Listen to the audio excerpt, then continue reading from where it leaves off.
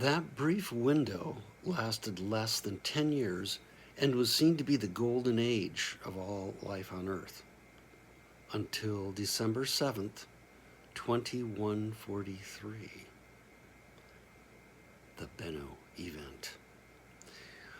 Large Object Detection and Response, LODAR, was developed less than a century after the start of the second millennium through worldwide development and deployment of resources to effectively sense and protect the planet from large extraterrestrial objects penetrating Earth's atmosphere. A well-planned and executed development of the Planetary Protection Force, the PPF, made for a very effective means to protect the planet.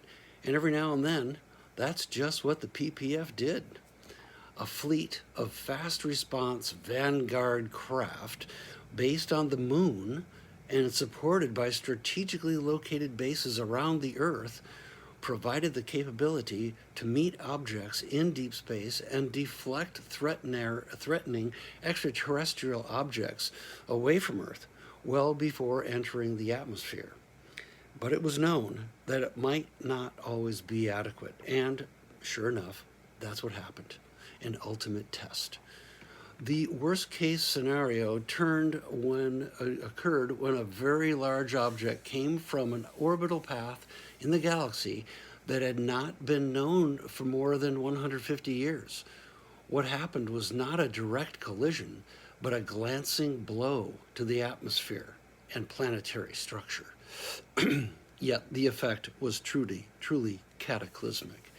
While a couple critical aspects of the cataclysm had positive factors, overall, it was still a terrible thing for many species, specifically humans.